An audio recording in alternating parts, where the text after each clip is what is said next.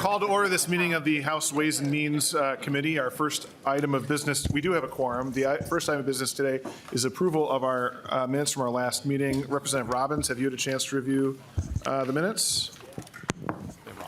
Yes, Mr. Chair, I move the approval of the minutes.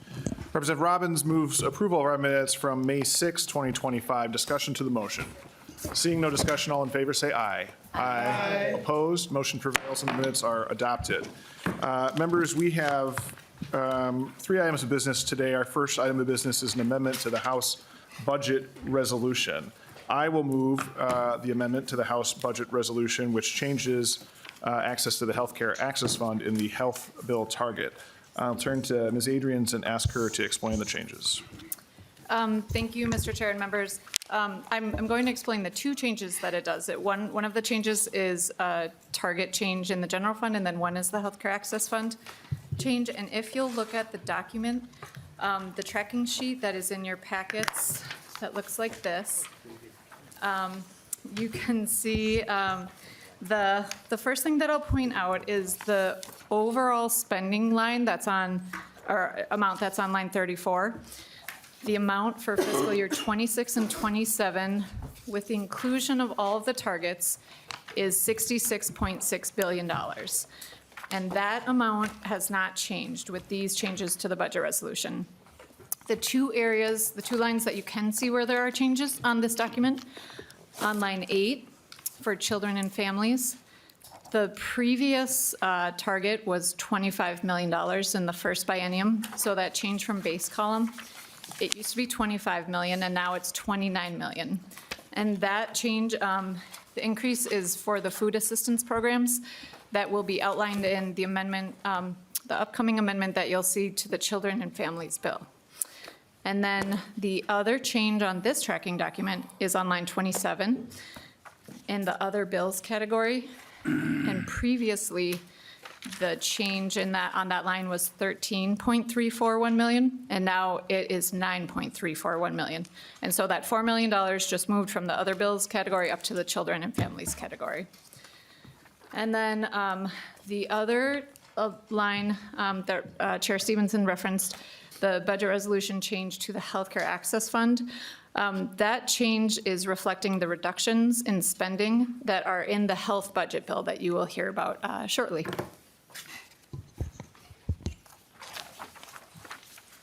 Okay, so this is the Bud Res 02A01 amendment. Discussion to the amendment. Seeing no discussion, all those in favor say aye.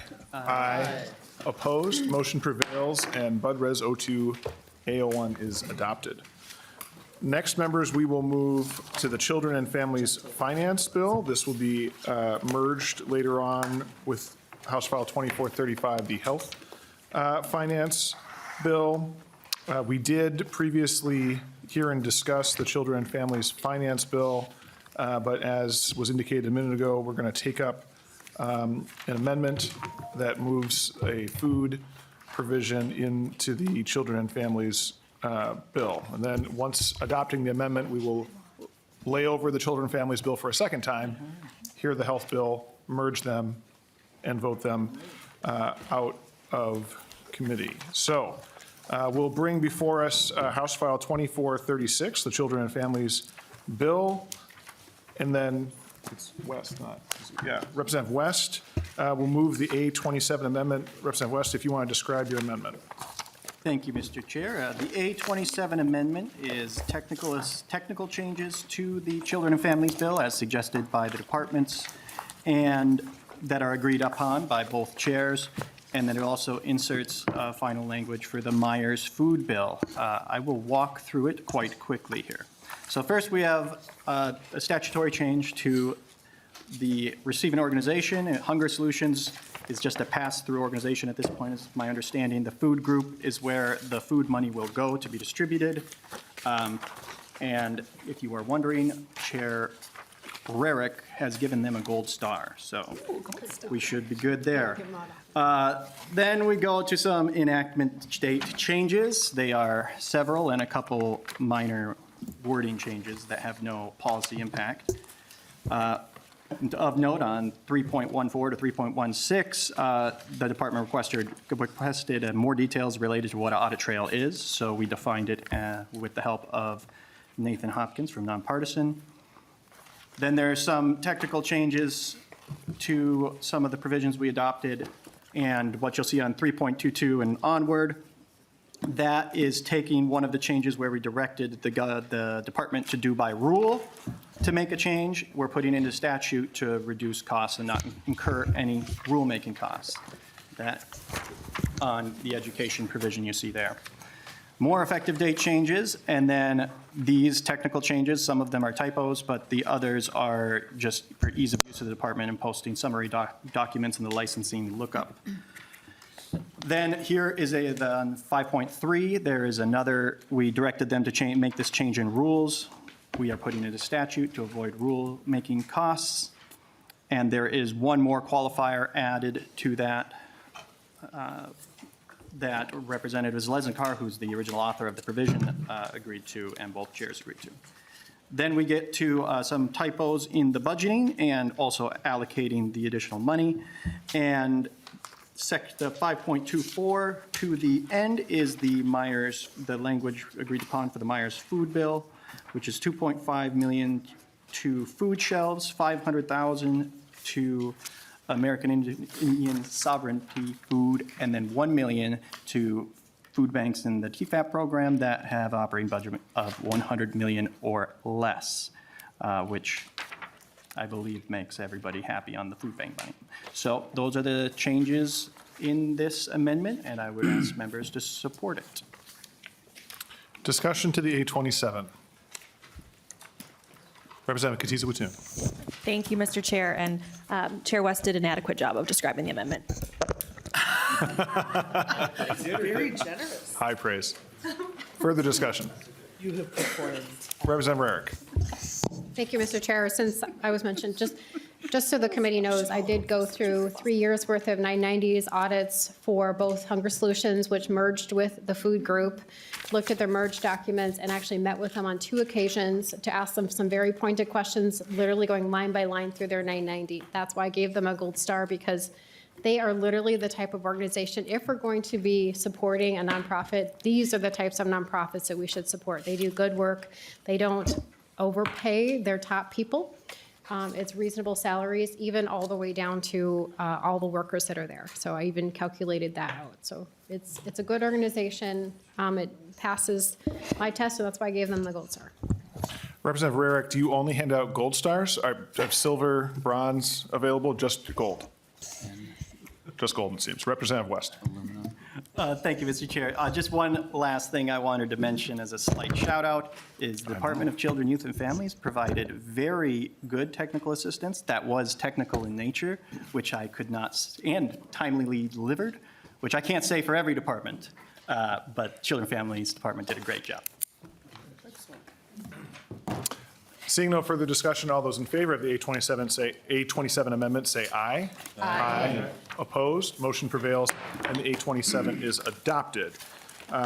Since we have previously discussed the Children and Families Bill, we won't have discussion to the bill now, and I will lay the bill over.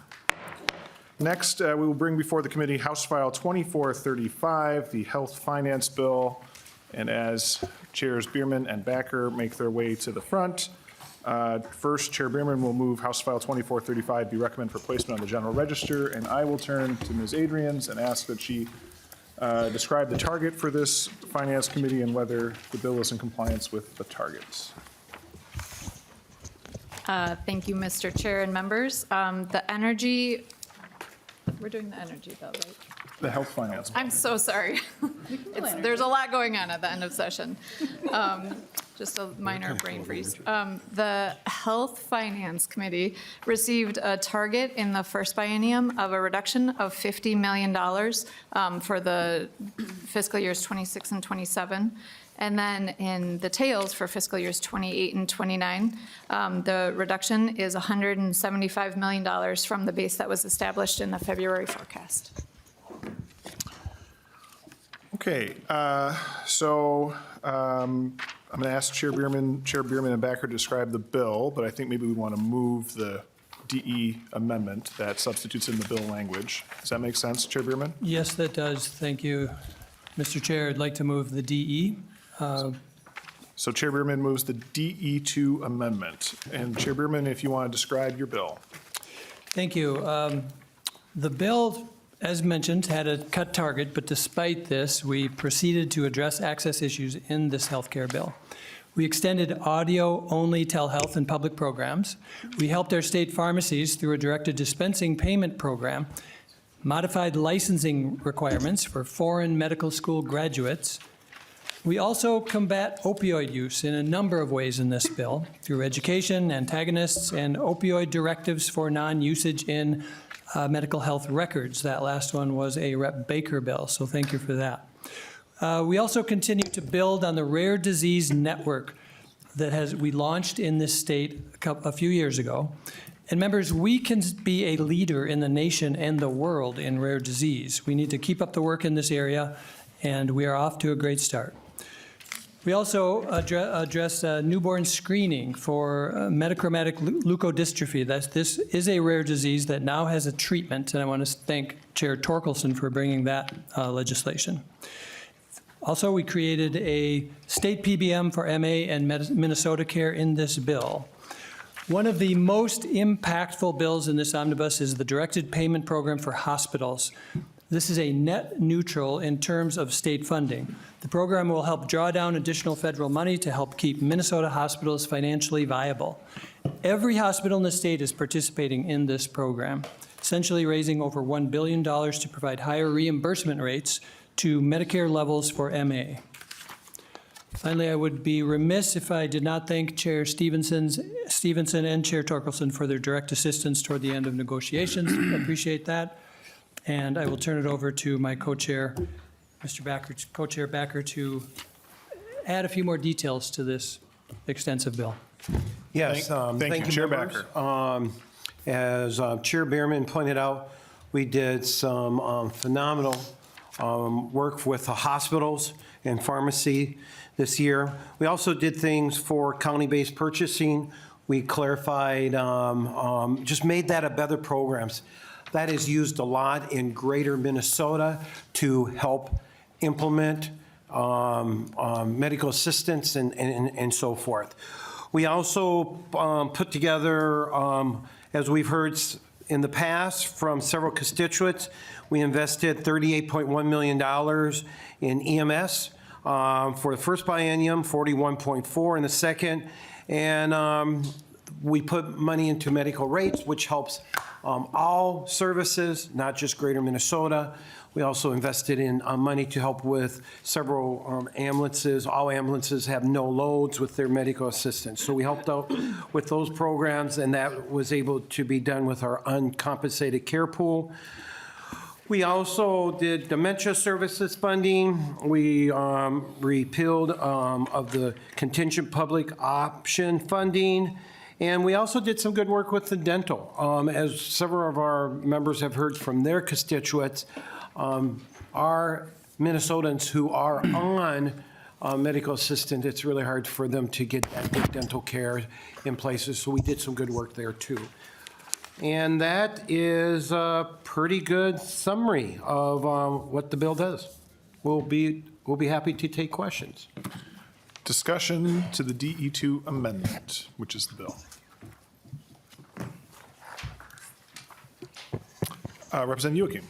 Thank you, Mr. Chair, and thank you both co-chairs.